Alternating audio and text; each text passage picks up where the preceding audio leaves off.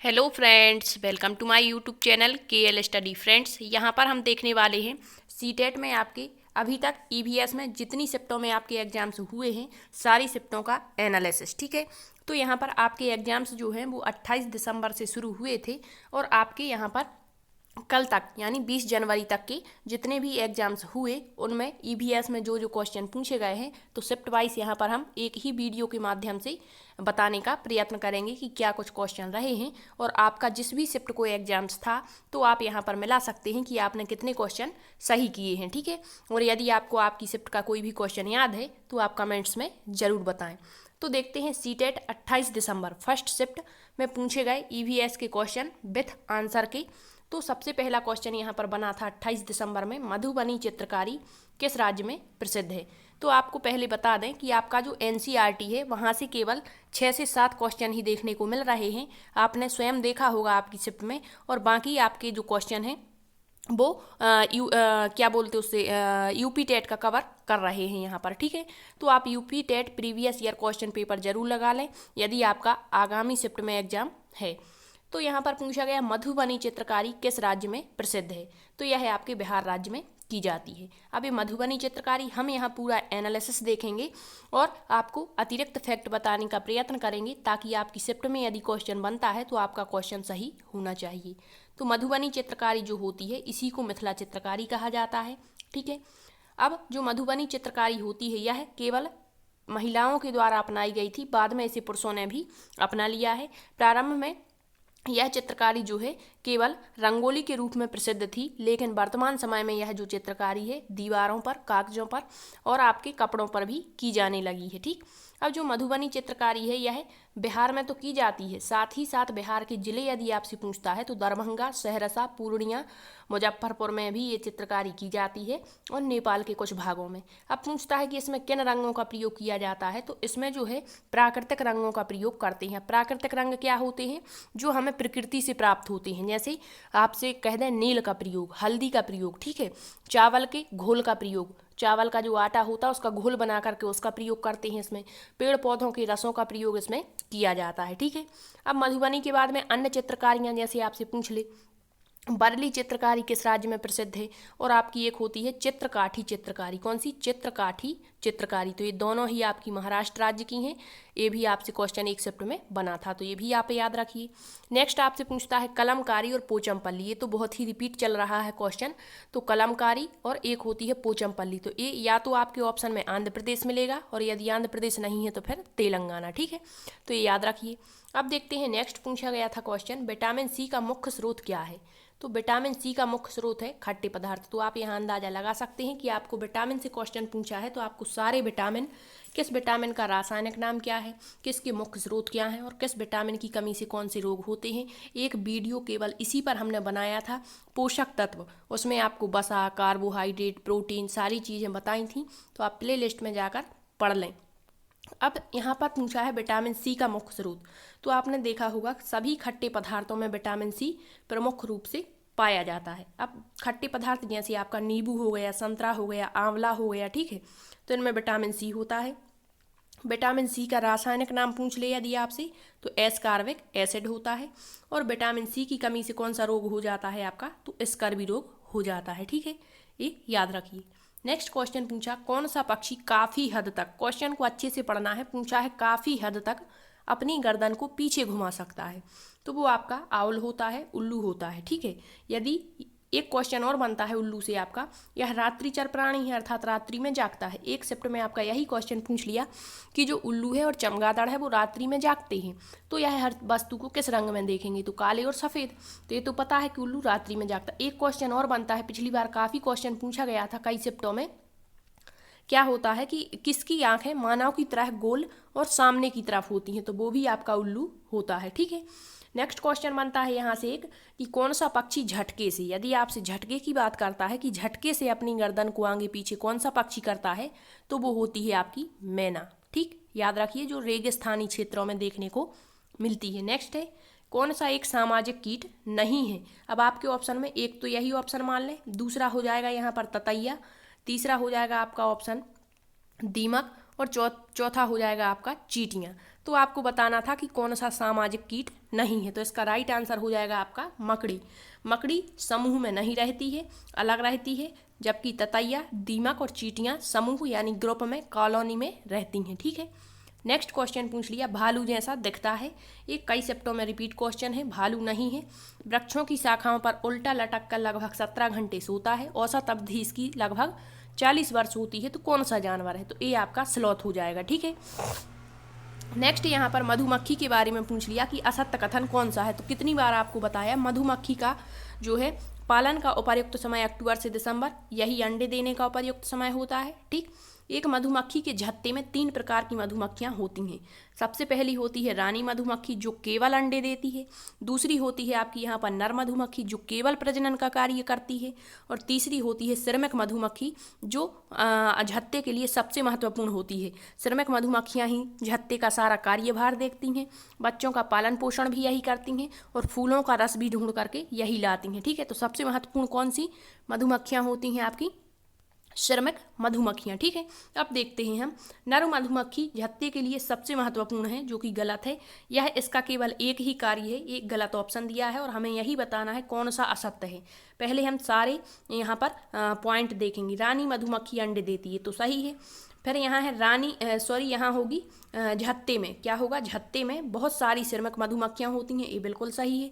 मधुमक्खी पालन का उपयुक्त समय अक्टूबर से दिसंबर, ये भी सही है। तो ये तीनों सही है, लेकिन पहला ऑप्शन जो है वो गलत है और हमें यही बताना है कि कौन सा कथन असत्य है। तो ऑप्शन फर्स्ट असत्य हो जाएगा। ठीक है, नेक्स्ट है, वह जानवर कौन सा है जिसके सुनने की शक्ति इतनी तीक्ष्ण होती है कि वह हवा से पत्तों के हिलने और जानवर से पत्तों के हिलने की आवाज़ में अंतर को समझ लेता है? तो वो होता है आपका बाघ। और बाघ जो है अपने इलाके का निर्धारण मलमूत्र की गंध से करता है, अपनी आवाज़ बदल लेता है मौके के अनुसार। ठीक है, तो याद रखिए। अब ये एनालिसिस हम इतना डीपली क्यों करवा रहे हैं? ताकि आपका यहाँ से इर्द गिर्द यदि क्वेश्चन बनता है तो गलत नहीं होना चाहिए और आपको एनालिसिस से लाभ ही होने वाला है, हानि कोई नहीं होगी। ठीक है, तो देख लेते हैं नेक्स्ट क्वेश्चन पूछा गया और यहाँ से आपको अंदाज़ा लग जाएगा कि किस तरीके से क्वेश्चन पूछे जा रहे हैं। दिया था क्वेश्चन कौन सा एक समूह से अलग है। अब यहाँ आपको बताना था केला, आम और संतरा, तो ये तो तीनों के तीन फल होते हैं। फिर दिया है केला, आम और आलू, आलू यहाँ पर आपकी सब्जी है। फिर केला, आलू, आलू फिर यहाँ पर सब्जी है और यहाँ मूली दिया है, ये भी आपकी सब्जियों की श्रेणी में आएगी। तो ये तीनों ऑप्शन गलत हो जाते हैं और इसका एक अलग बताना था, तो फर्स्ट ही अलग है क्योंकि ये फलों का समूह दिया गया है। ठीक, तो ये हुआ आपका 28 दिसंबर का फर्स्ट शिफ्ट के पेपर का एनालिसिस ईवीएस के क्वेश्चनों का। अब हम देखेंगे 29 दिसंबर में पूछे गए सारे क्वेश्चन। तो यहाँ पर 29 दिसंबर फर्स्ट शिफ्ट में क्वेश्चन पूछा गया ईवीएस में, चेराओ नृत्य किस राज्य में किया जाता है?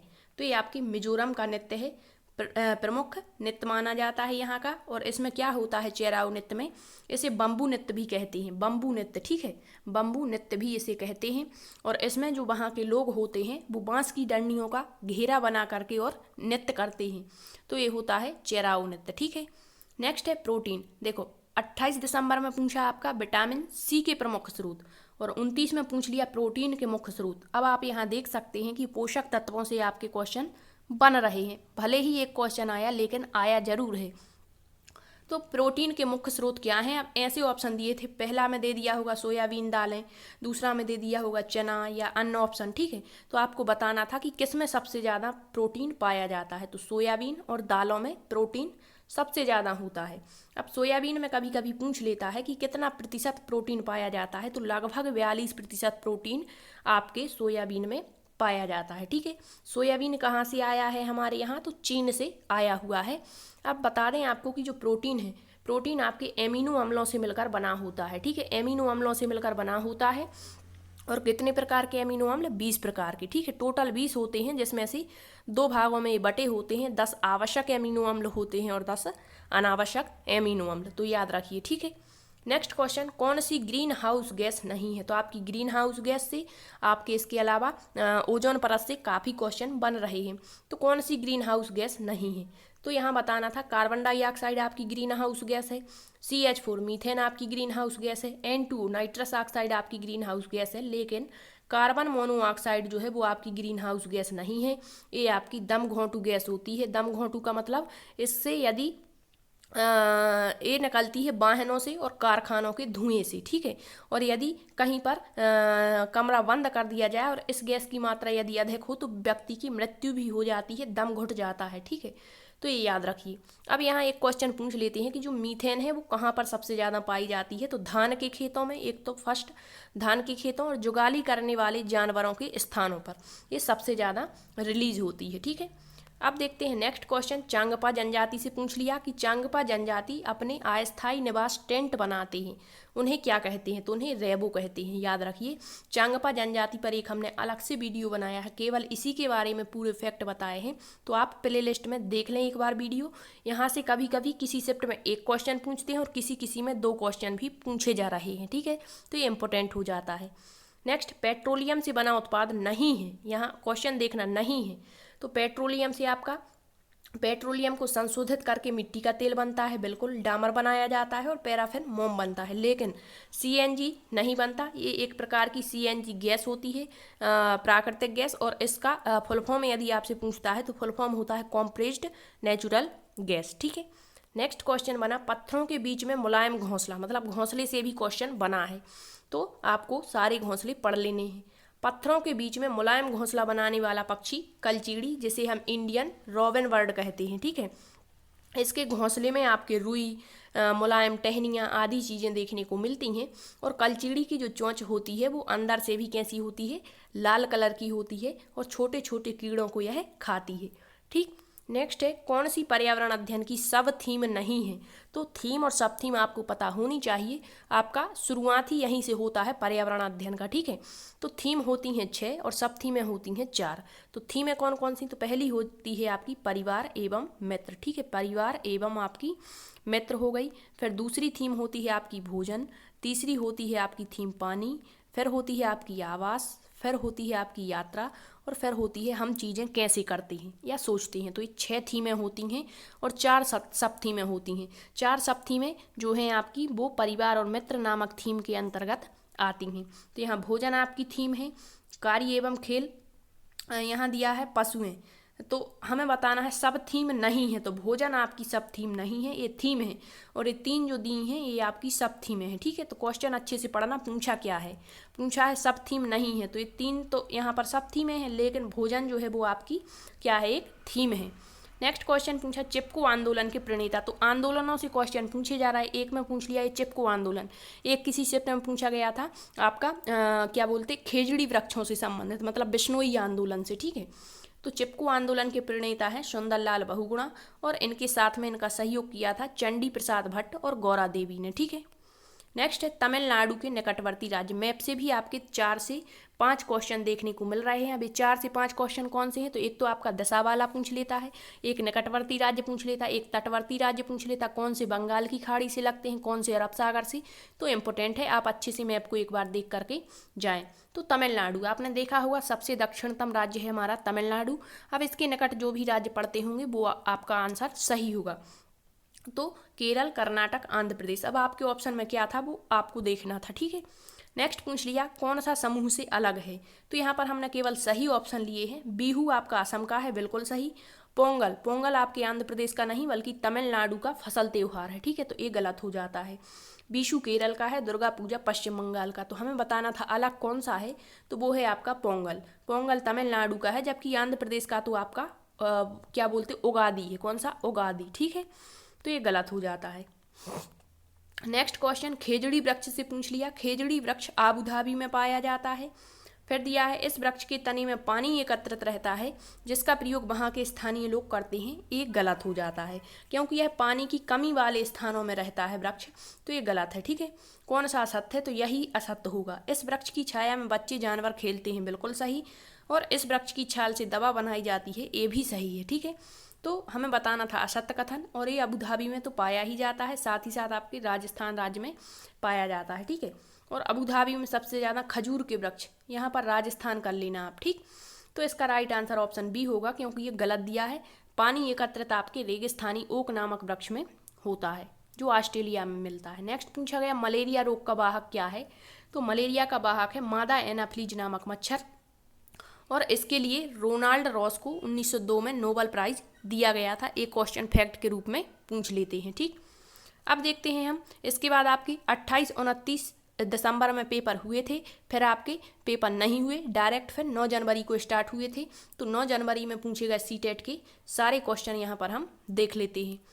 क्वेश्चन वही रिपीट हुआ आपका जो 29 दिसंबर में आपने देखा, भालू जैसा दिखता है, भालू नहीं है, जिस पेड़ पर रहता है उसी की पत्तियां खाता है, औसत अवधि 40 वर्ष होती है, बहुत अच्छा तैराक माना जाता है, तो वह जानवर कौन सा है, तो वो आपका स्लॉथ है, बता दिया आपको। अब नेक्स्ट पूछ लिया, देखो 28 दिसंबर में पूछा गया आपका मधुबनी चित्रकारी, और यहाँ पूछ लिया बरली एक पारंपरिक कला का प्रकार है, बरली नामक स्थान किस राज्य में है, तो यहाँ स्थान पूछा तो महाराष्ट्र राज्य में है। पूछ सकता है बरली जनजाति कहाँ पाई जाती है, तो महाराष्ट्र राज्य में पाई जाती है। बरली चित्रकारी कहाँ की प्रसिद्ध है, तो महाराष्ट्र की ही प्रसिद्ध है। एक क्वेश्चन यहाँ से पिछली बार बना था कि बरली चित्रकारी में जो मिश्रण का प्रयोग किया जाता है वो किसका बना होता है, तो मिश्रण जो होता है वो आपका मिट्टी और गाय के गोबर से बनाया जाता है, याद रखिए, ठीक। नेक्स्ट पूछ लिया पक्षियों के पंख किस लिए सहायक होते हैं, तो ऑप्शन ऐसा दिया होगा आपका कि पक्षियों के पंख उड़ने में तो सहायक है ही, साथ ही साथ सर्दी और गर्मी में रूपांतरित भी हो जाते हैं। नेक्स्ट अरब सागर से पूछ लिया, तो आपको पता होना चाहिए कि अरब सागर कहाँ पड़ता है और आपका बंगाल की खाड़ी कहाँ पड़ती है, तो पश्चिमी घाट पर आपका अरब सागर है और पूर्वी घाट पर आपका क्या है, बंगाल की खाड़ी। तो जितने भी राज्य यहाँ पड़ेंगे आपके पश्चिमी घाट पर वो सारे आपके अरब सागर से लगेंगे। तो कौन कौन से हैं, तो ऊपर गुजरात, गोवा, महाराष्ट्र, केरल, कर्नाटक, इतने सारे ऑप्शन नहीं होंगे आपके, ऑप्शन केवल 3 दिए होंगे, ठीक है। इसके बाद बंगाल की खाड़ी से पूछता है तो आपका आंध्र प्रदेश, उड़ीसा और पश्चिम बंगाल। टोटल तटवर्ती राज्य पूछता है तो 9 हो जाएंगे, सबको मिला देंगे, ठीक है। जैसे गुजरात, गोवा, महाराष्ट्र, केरल, कर्नाटक, तमिलनाडु, आंध्र प्रदेश, उड़ीसा और पश्चिम बंगाल। तो याद रखिए। हाथी के बारे में असत्य कथन बताना था, हाथी समूह में रहते हैं, बिल्कुल सही। हाथियों के समूह का नेतृत्व बुजुर्ग हथनी करती है, ये भी सही। हाथी दिन में 12 घंटे सोता है लगभग, गलत। हाथी दिन में लगभग 4 घंटे सोता है। 3 महीने के हाथी का वजन 200 kg होता है, ये भी सही है। तो हमें असत्य बताना था, तो राइट आंसर ऑप्शन सी हो जाएगा। नेक्स्ट पूछा गया राजस्थान का फेमस या प्रसिद्ध नृत्य कौन सा है, तो ऑप्शन में क्या था वो आपको पता होगा, लेकिन यहाँ के जो फेमस नृत्य वो झूमर और कालबेलिया है। नेक्स्ट है अंड्योज और जरायुज से क्वेश्चन पूछ लेते हैं। तो पहले आपको बता दें अंड्योज क्या कहलाते हैं, जो अंडों को जन्म देते हैं। अब अंडों को जन्म देने वाले प्राणियों की मुख्य विशेषता आपको बता दें कि इनके शरीर पर ना तो हमें रोम यानी बाल दिखाई देते हैं और ना ही इनके कान हमें बाहर दिखते हैं। जबकि जो जरायुज होते हैं, जरायुज अर्थात जो बच्चों को जन्म देते हैं, तो इनके शरीर पर हमें बाल भी दिखते हैं और कान भी दिखते हैं, तो ये बच्चों को जन्म देते हैं। अब देखो यहाँ पर सर्प, सर्प क्या है, ना तो इसके शरीर पर रोम दिखते हैं हमें और ना ही इसके कान हमें बाहर दिखाई देते हैं, अर्थात ये किसको जन्म देगा, अंडे को। तो ये तो सही है, हमें बताना अंड्योज कौन सा नहीं है। छिपकली भी, इसके ना तो शरीर पर रोम है ना ही कान दिखते हैं, तो ये भी अंड्योज है। फिर जो कछुआ होता है ये भी आपका अंड्योज है, लेकिन यहाँ चमगादड़ दी गई है। चमगादड़ जो होती है ये बच्चे को जन्म देती है, अर्थात एक जरायुज है, और हमें यही बताना था कि कौन सा एक अंड्योज नहीं है। राइट आंसर आपका चमगादड़, यह एक स्तनधारी प्राणी है। कौन सा है, स्तनधारी प्राणी कहलाती है, ठीक है। नेक्स्ट है मिजोरम की भाषा कौन सी है, तो मिजोरम की भाषा पूछी गई तो मिजो है। मिजोरम में खेती कौन सी की जाती है, तो टीन खेती यहाँ की जाती है। प्रमुख नृत्य कौन सा है, तो चेराओ नृत्य है यहाँ का, ठीक। गोलकोंडा का किला, ये भी काफ़ी आपका फेमस चल रहा है, हर शिफ्ट में लगभग एक क्वेश्चन बन जाता है। तो या तो राजवंश पूछता है या फिर शासक का नाम पूछ लेता है, या पूछ लेता कहाँ स्थित है, तो काकतीय राजवंश ने बनवाया। शासक का नाम पूछता है तो कुली कुतुब शाही ने बनवाया। कहाँ स्थित है, तो हैदराबाद तेलंगाना में ये स्थित है, ठीक। तो ये हुए आपके 9 जनवरी फर्स्ट शिफ्ट में पूछे गए ईवीएस के क्वेश्चन। अब हम देख लेते हैं 10 जनवरी सीटेट में पूछे गए ईवीएस के प्रश्न। क्वेश्चन बना मकान जमीन से लगभग 3 से 3.5 मीटर ऊंचाई पर बना है। मकान मजबूत बांस के खम्भों पर बने होते हैं और जो मकान है वो अंदर से भी लकड़ी के ही होते हैं। बहुत अधिक यहाँ बारिश होती है। तो ये सारी विशेषताएं किस राज्य के मकानों की होती हैं, तो बांस के घर आपसे पूछता है तो डायरेक्ट आपको असम लगाना है, ठीक है। अब इसके बाद दिया है पोचमपल्ली, अभी आपको बताया कहाँ की है, पोचमपल्ली और कलमकारी आंध्र प्रदेश या फिर तेलंगाना, एक ऑप्शन में कुछ भी रहेगा आपका, ठीक। नेक्स्ट फिर से रिपीट हो गया क्वेश्चन, चांगपा जनजाति द्वारा बनाए जाने वाले अस्थायी निवास जो टेंट होते हैं इनके, उसको क्या कहते हैं? तो उसको रैबो कहते हैं। एक आपकी ये पंक्ति टाइप की पूछी गई जो आपके एनसीईआरटी में दी गई है, एक पक्षी ऐसा जिसकी दुम पर पैसा पूरा हरा भरा ऐसा कुछ था, तो वो क्या है? तो वो हमारा राष्ट्रीय पक्षी मोर होता है। फिर से यहाँ पूछ लिया दक्षिण भारत के त्यौहार, तो दक्षिण में जो राज्य पड़ते हैं वहाँ पर जो त्यौहार मनाए जाते हैं वो पूछे, तो पोंगल तमिलनाडु का यहाँ केवल हमने सही ऑप्शन लिए हैं, बीशु केरल का, उगादी आंध्रा का, ठीक है। तो ये तीनों सही दिए गए हैं। नेक्स्ट है फिर से यहाँ पर मुख्य थीमों में से एक नहीं है, तो मुख्य थीम है हमने आपको बता दी, 6 मुख्य थीमों में से कौन सी एक नहीं है? तो भोजन आपकी मुख्य थीम है, आवास आपकी मुख्य थीम है, हम चीज़ें कैसे बनाते हैं भी आपकी मुख्य थीम है, लेकिन कार्य एवं खेल ये आपकी शब थीम है। और यही बताना है कि कौन सी मुख्य थीम नहीं है, तो राइट आंसर आपका ऑप्शन ए हो जाएगा, ए आपकी शब थीम है, ठीक है। नेक्स्ट क्वेश्चन, CCE का पूरा रूप पूछ लिया, तो CCE का पूरा रूप कंटिन्यूअस कॉम्प्रीहेंसिव एवोल्यूशन। अब आपकी एक शिफ्ट में कॉम्प्रीहेंसिव का मतलब पूछा गया था कि क्या होता है, ऑप्शन दिए थे सतत होता है, व्यापक होता है, क्या होता है, तो आपको इसका पूरा विश्लेषण बता दें। कंटिन्यूअस मतलब सतत, एवं कॉम्प्रीहेंसिव मतलब व्यापक, एवोल्यूशन मतलब मूल्यांकन, ठीक है। तो सतत एवं व्यापक मूल्यांकन इसका अर्थ होता है, ठीक। अब नेक्स्ट यहाँ पर ए हुए आपके 10 जनवरी में पूछे गए सीटेट में EVS के क्वेश्चन। अब हम देखते हैं 11 जनवरी में पूछे गए सीटेट के क्वेश्चन। तो 11 जनवरी में क्वेश्चन पूछा गया बुंदेलखंड का फुर्तीला नृत्य कौन सा है? तो एग्जैक्ट ऑप्शन नहीं पता, लेकिन इसमें से जो भी ऑप्शन में होगा वो बिल्कुल करेक्ट है। राई नृत्य होता है, बरेदी नृत्य, बधाई नृत्य, होली और नौरता नृत्य, ये सारे आपके बुंदेलखंड के नृत्य हैं। नेक्स्ट पूछा गया आपका ताजमहल के पीले होने के लिए निम्न में से कौन सा कारक? तो आपको जब हमने प्रदूषण पढ़ाया था वहाँ ये बताया था कि अम्ल वर्षा क्या होती है, ताजमहल का रंग पीला क्यों पड़ते जा रहा है, किसके कारण कौन सा रोग हो जाता है, टाई रोग किसकी कमी से होता है, ठीक है। पश्चिम बंगाल में जो जल है मतलब आर्सेनिक से प्रदूषित हो रहा है, ठीक है। तो ये सारी चीज़ें बताई थी। तो यहाँ पूछ लिया ताजमहल के पीले होने का प्रमुख कारण क्या है? तो वो है आपका सल्फर डाइऑक्साइड, क्या है, SO2, ठीक है। ये इसके पीले होने का, और यही जो है आपका H2SO4 आपने देखा होगा, ये आपकी अम्ल वर्षा के लिए सबसे ज़्यादा उत्तरदायी होता है, ठीक। तो इसका राइट आंसर ऑप्शन 3 है। नेक्स्ट, कद्दू में किस प्रकार की लता होती है? तो आपको बता दें कद्दू पंपकिन जिसे कहते हैं, इसके बाद क्या बोलते ककड़ी, इनकी जो लताएं होती वो बिसर्पी लता कहलाती हैं, ठीक है। तो बिसर्पी लता क्या होती हैं? जिनके तने कमज़ोर होते हैं और ये ऊपर नहीं चढ़ पाती हैं बल्कि ज़मीन पर ही फैल जाती हैं, तो उनको बिसर्पी लता कहते हैं, ठीक है।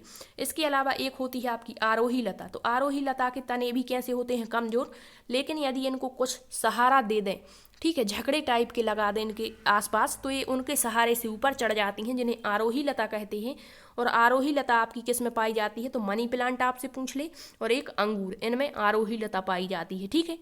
नेक्स्ट है कौन सा एक संघ शासित प्रदेश नहीं है? तो काफ़ी क्वेश्चन इससे बन रहे हैं, कभी पूछ लेता कौन सा संघ शासित प्रदेश है, कौन सा नहीं है, ठीक है। तो यहाँ पर आपका असम राज्य है, जम्मू कश्मीर आपका संघ शासित प्रदेश है, केरल राज्य है, बिहार राज्य है, ठीक है। तो यहाँ पर आपका राइट आंसर पूछा है केंद्र शासित प्रदेश है, तो जम्मू कश्मीर। नेक्स्ट, खमीरीकरण पूछा था, तो खमीरीकरण की क्रिया क्या है? तो जीवाणु और एंजाइम की उपस्थिति में जटिल कार्बनिक पदार्थों को धीरे धीरे सरल पदार्थों में बदलना होता है। खमीरीकरण की क्रिया के द्वारा पौष्टिक तत्वों की मात्रा में वृद्धि हो जाती है और स्वाद में नवनीयता आ जाती है। तो ये प्रक्रिया आपकी खमीरीकरण कहलाती, फर्मेंटेशन जिसे कहते हैं। नेक्स्ट, दूध का पाश्चुरीकरण पूछा गया कि किस विधि के माध्यम से? तो ऑप्शन शायद वाष्पीकरण था, तो हम देख लेते हैं कि ये कहलाता क्या है दूध का पाश्चुरीकरण। कभी कभी पूछ लेता है कि कितने डिग्री तक, कितने सेकंड तक गर्म किया जाता है पाश्चुरीकरण में? तो पाश्चुरीकरण विधि में दूध को 15 सेकंड तक 72 डिग्री सेल्सियस तक गर्म किया जाता है। दूध को बिजली या गर्म पानी के द्वारा गर्म करते हैं। इस विधि में ताप का आदान प्रदान होता है जो कि कच्चे दूध को गर्म करता है और गर्म पाश्चुरीकृत जो दूध होता है उसको ठंडा करता है। नेक्स्ट है महाराष्ट्र की प्रमुख ड्रेस पूछी गई थी शायद, तो यहाँ पर जो आपकी एनसीईआरटी में दिया है महाराष्ट्र की प्रमुख पगड़ी कौन सी है? तो वो आपकी फेटा होती है, ठीक। नेक्स्ट पूछ लिया पर्यावरण की जो पेडागॉजी का क्वेश्चन है, एक अंतःविषयी प्रकृति पर्यावरणीय मुद्दों को डैश द्वारा संबोधित करती है। तो आपको बता दें कि पर्यावरण अध्ययन को हमें एकीकृत रूप से पढ़ाना है, ना कि अलग अलग। आपने देखा होगा एकीकृत उपागम में कि कक्षा 1 और 2 में पर्यावरण अध्ययन जो होता है उसको गणित और भाषा के माध्यम से पढ़ाया जाता है, जबकि कक्षा 3 से पर्यावरण पुस्तकों की शुरुआत होती है। ठीक है, तो एकीकृत रूप से पढ़ाना है, तो जहाँ पर भी आपका एकीकृत दिया होगा वहाँ वो आपका ऑप्शन सही होगा। दिया है विज्ञान और सामाजिक विज्ञान की विषय वस्तु और पद्धति के प्रयोग से, नहीं। सामाजिक विज्ञान और पर्यावरण, नहीं। विज्ञान की विषय वस्तु और पद्धति, नहीं। यहाँ दिया है विज्ञान, सामाजिक विज्ञान और पर्यावरण शिक्षा, मतलब ये एकीकृत रूप दिया गया है सभी को मिला करके। यहाँ केवल विज्ञान सामाजिक विज्ञान की बात की है, पर्यावरण को छोड़ दिया। यहाँ सामाजिक विज्ञान और पर्यावरण की बात करी, विज्ञान को छोड़ दिया। यहाँ केवल विज्ञान की बात की, यहाँ सभी की बात की है, मतलब एकीकृत कर दिया सबको। ठीक है, तो इस तरीके से हमें देखना है कि क्या सही है। राइट आंसर ऑप्शन डी हो जाएगा। अब हम देखते हैं 12 जनवरी सीटेट में पूछे गए ईवीएस के क्वेश्चन।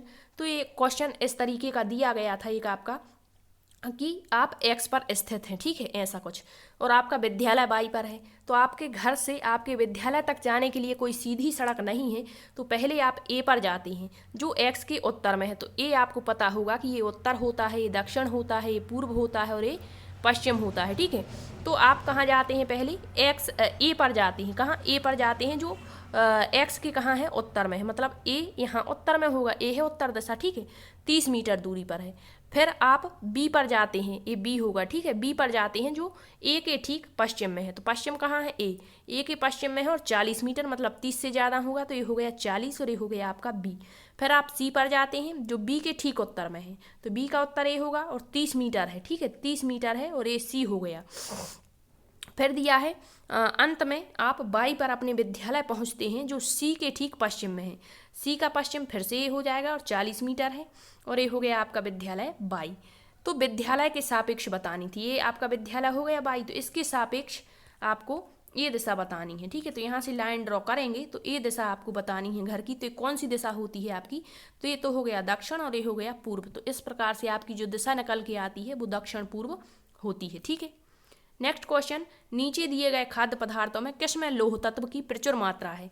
तो लौह तत्व जो है वो आपका आंवला, पालक और आंवला, गुड़ और हरी सब्जियां जैसे पालक मेथी में होता है। तो इसका राइट आंसर ऑप्शन ए है।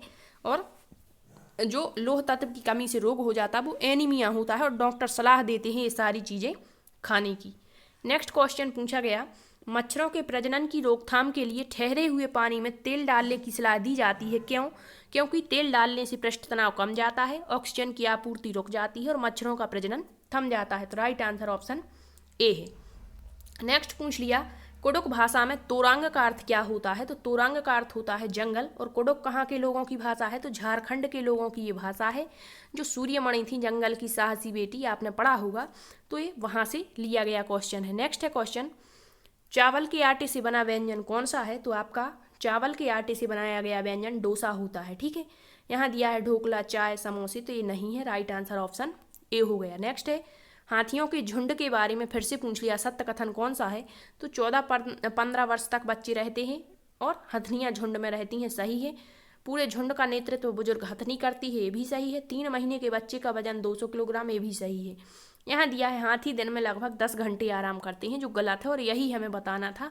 राइट आंसर ऑप्शन डी हो गया। नेक्स्ट है, भोजन बनाने का सबसे अच्छा तरीका कौन सा है। तो सबसे अच्छा तरीका होता है कि पहले सब्जियों को धो लेना और फिर काटना, इससे पोषक तत्व नष्ट नहीं होते हैं।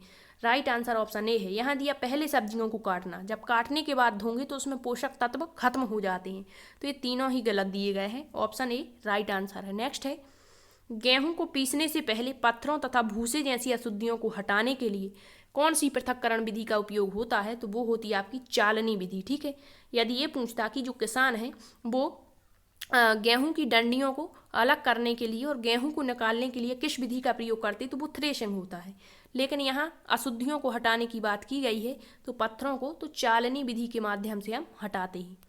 नेक्स्ट क्वेश्चन, एक किसान एक ही फसल को बार बार बोता है, उसमें बहुत अधिक कीटनाशक का प्रयोग करता है, तो इससे भूमि पर क्या असर पड़ता है। तो भूमि जो होती है वो बंजर हो जाती है। ठीक है, राइट आंसर ऑप्शन बी हो जाएगा।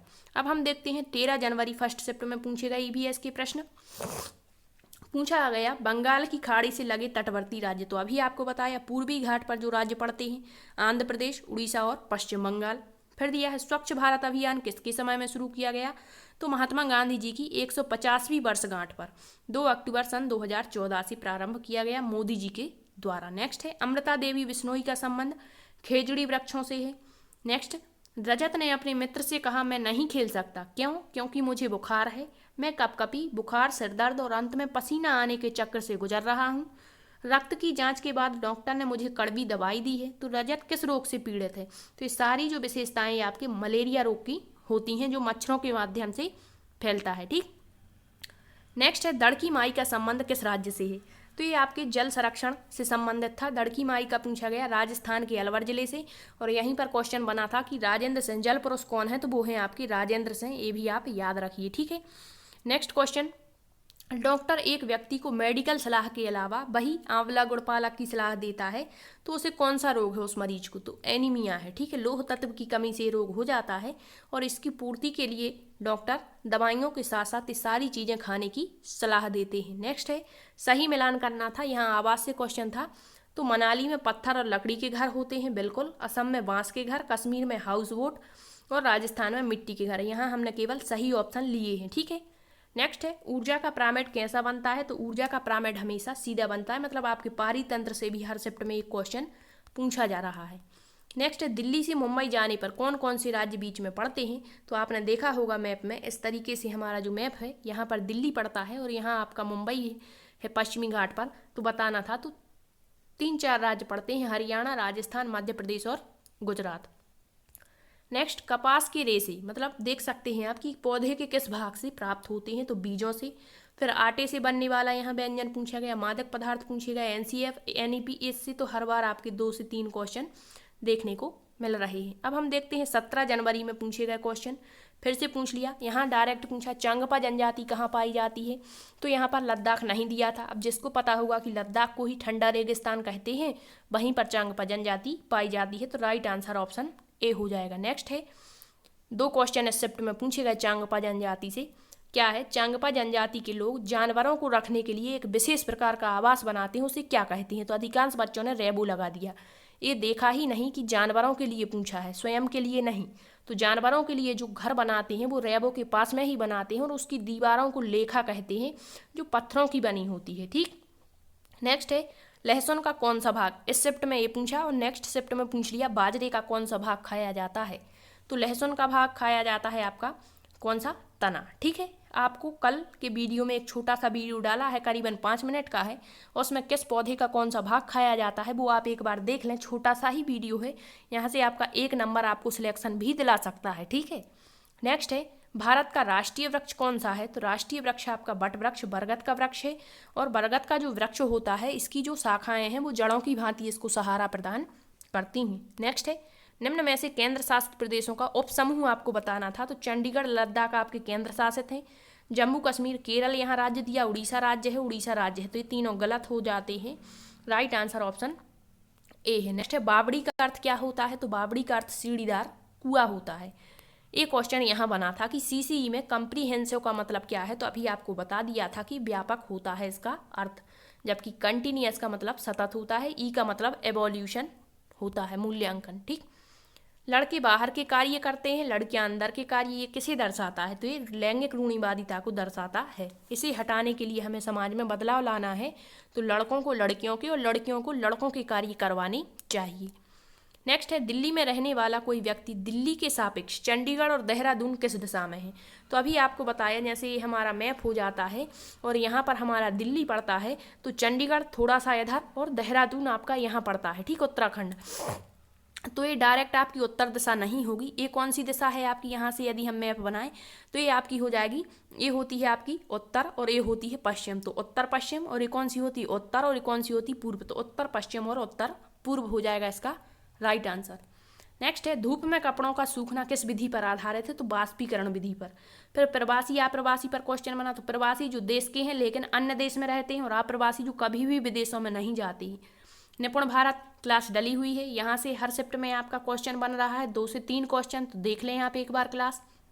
और NEP 2020 पिछली बार क्लास डाली थी, तो वहीं से आप यदि देखते हैं तो कोई भी क्वेश्चन फिर गलत नहीं होगा। अब देखते हैं 18 जनवरी में पूछे गए क्वेश्चन, क्या क्या क्वेश्चन बने देख लो आप। गोलकुंडा का किला फिर से पूछ लिया, किस राजवंश ने बनवाया, तो काकतीय राजवंश। शासक कुली कुतुब शाही है कहाँ पर, तो हैदराबाद तेलंगाना में। फिर पूछा नेपेंथिस पौधा, तो नेपेंथिस पौधे का मुंह छोटी छोटी कंटियों से नहीं बल्कि पत्तियों से ढका होता है, तो ये गलत हो जाता है यहाँ पर। फिर दिया है भारत में नहीं भारत में पाया जाता है कहाँ पर, भारत के मेघालय, ऑस्ट्रेलिया और इंडोनेशिया में, तो ये भी गलत हो गया। कि मेंढकों कीड़े मकोड़ों चूहों को खाता है, बिल्कुल सही है। कीड़े मकोड़ों को आकर्षित करने के लिए उच्च तारत की ध्वनियाँ नहीं निकालता बल्कि एक प्रकार की सुगंध निकालता है, तो हमें बताना है यहाँ कौन सा सही है, तो राइट आंसर आपका ऑप्शन सी हो जाएगा। नेक्स्ट है उल्लू और चमगादड़ प्रत्येक चीज को किस रंग में देखते हैं, तो ये दोनों ही रात्रिचर प्राणी हैं, अर्थात रात्रि में जागते हैं, और रात्रि में जागने वाले प्रत्येक जानवर हर वस्तु को काले और सफेद रंग में देखते हैं। नेक्स्ट पूछ लिया यहाँ पर सोने से संबंधित जानवरों के क्वेश्चन पूछा गया, तो ये भी हम देख लेंगे। अभी छोटा सा वीडियो लाएंगे 3-4 मिनट का, वहाँ पर सारे जानवरों के सोने का समय आपको बता देंगे। बिल्ली लगभग 10 घंटे सोती है, नहीं बिल्ली लगभग 12 घंटे सोती है। जिराफ लगभग 4 घंटे, नहीं बल्कि 2 घंटे सबसे कम सोता है, ये भी गलत है। हाथी लगभग 2 घंटे, नहीं हाथी 4 घंटे सोता है लगभग, तो ये भी गलत। यहाँ पर केवल सही एक दिया गया था कि जो गाय होती है वो लगभग 4 घंटे सोती है। नेक्स्ट है कौन सी खरीफ की फसल नहीं है, तो खरीफ की फसलें कौन कौन सी होती हैं, तो धान, सोयाबीन और मूंगफली, ये सारी आपकी खरीफ की फसलें हैं। और गेहूं जो दी गई है यहाँ पर फसल, ये आपकी रबी की फसल होती है, और यही बताना है कि कौन सी खरीफ की फसल नहीं है, तो वो है गेहूं। नेक्स्ट है कौन सा जानवर है जो मूंछों और मूत्र की गंध से इलाके का निर्धारण, तो वो आपका बाघ हो जाएगा। नेक्स्ट क्वेश्चन जीवाणु, विषाणु, कवक, शैवाल को छोटे से बड़े यानी आरोही क्रम में लगाइए, तो सबसे छोटे होते हैं आपके जीवाणु, इससे थोड़े बड़े कवक, कवक से बड़े विषाणु और सबसे बड़े शैवाल, मतलब इसका राइट आंसर था जीवाणु, कवक, विषाणु और शैवाल। नेक्स्ट पूछ लिया गुजरात में भूकंप किस वर्ष आया था, तो 2001 में गुजरात भुज में और अहमदाबाद में भूकंप 2001 में ही आया था, जहां पर भारी मात्रा में क्षति हुई थी। नेक्स्ट क्वेश्चन है आपका एक लड़की खाना खाते हुए सी की आवाज़ करती है, तो वो ऐसा क्यों कर रही है, क्योंकि उसने कुछ तीखा खा लिया है, राइट आंसर ऑप्शन ए हो जाएगा। अनुभव बताने के लिए नहीं, नाटक कर रही है नहीं, इनमें से कोई नहीं, ठीक है। एक व्यक्ति 50 मीटर उत्तर की ओर जाता है, उत्तर की ओर मतलब 50 मीटर, 100 मीटर पूर्व की ओर मतलब 100 मीटर, मतलब इससे ज़्यादा होगा पूर्व की ओर। फिर 300 मीटर दक्षिण की ओर, दक्षिण ए होगा, 300 मतलब ये 50 है तो 300 ज़्यादा होगा यहाँ कहीं तक। फिर 160 मीटर पश्चिम की ओर, 100 से ज़्यादा होगा 160, ठीक है, तो 100 से ज़्यादा मतलब यहाँ कहीं तक, ठीक है, 160, ये 300 है। तो अंत की दिशा के सापेक्ष, इस दिशा के सापेक्ष हमें ये दिशा बतानी थी, तो ये कौन सी दिशा होती है, उत्तर पूर्व, ठीक है, तो राइट आंसर आपका उत्तर पूर्व हो जाएगा।